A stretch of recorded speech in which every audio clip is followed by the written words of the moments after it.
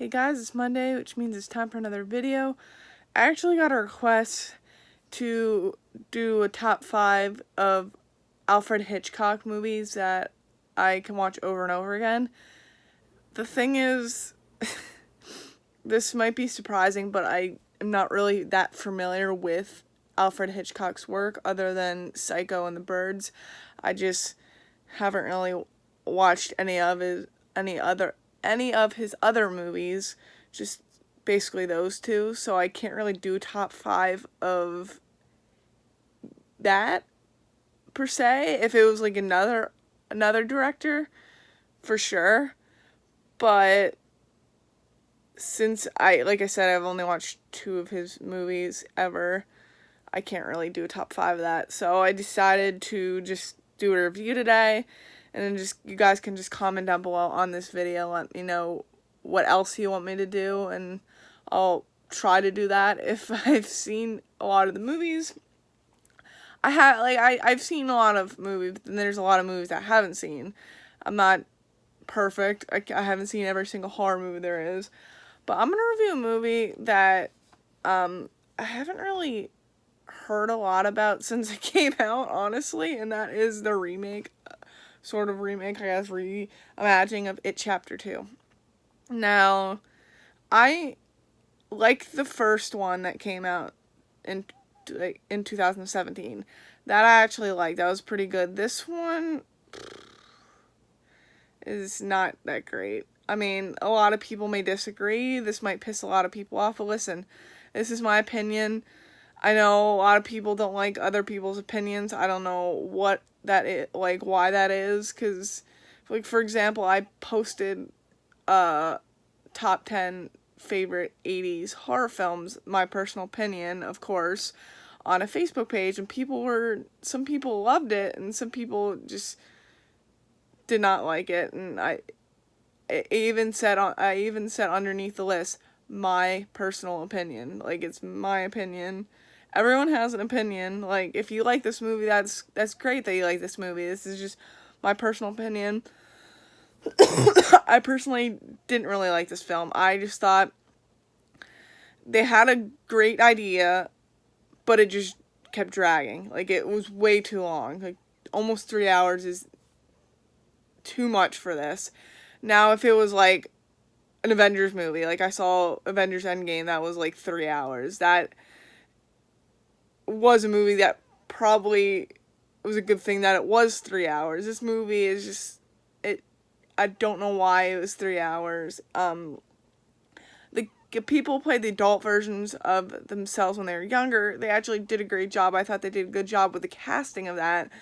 But it's just, if you remember anything about the TV version of It, you remember how the first half was great with the kids, but then the second half kind of sucked with the adults, and that's kind of how it is with this too.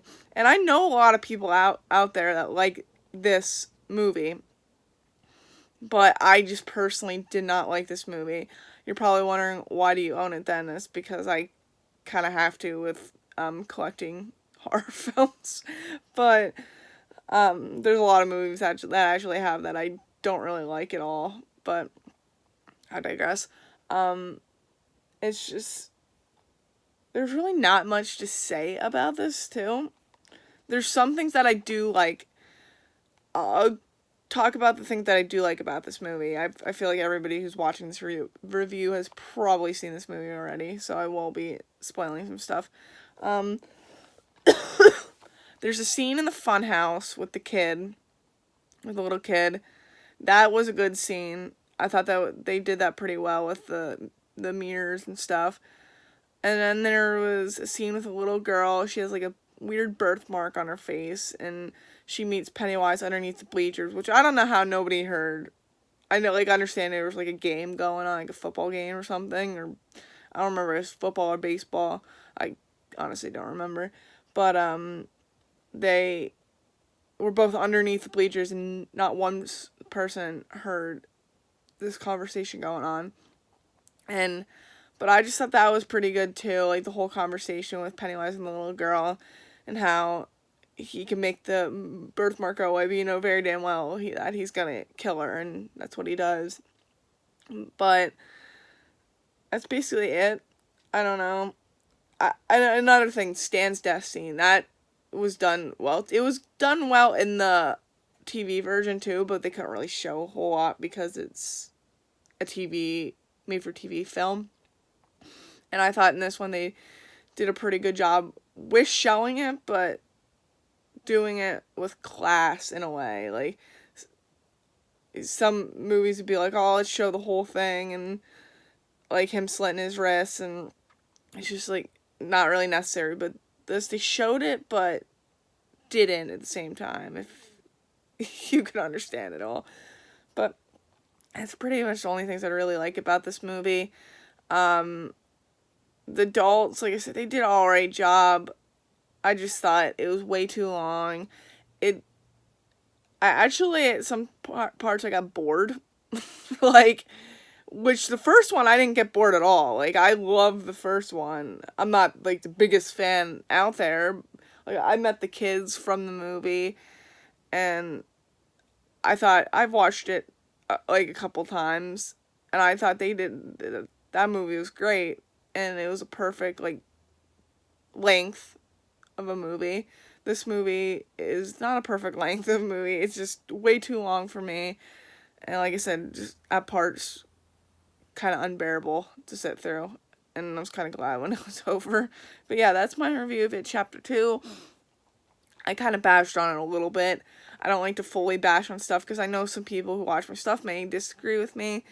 But that's my personal opinion. I know some people out there respect people's opinions, but there are people out there that don't respect opinions, so I'm sorry if you don't respect my opinion. That's just what I feel about this movie. But yeah, like I said in the beginning of this video, just comment down below on this video. Let me know what you guys want me to do next.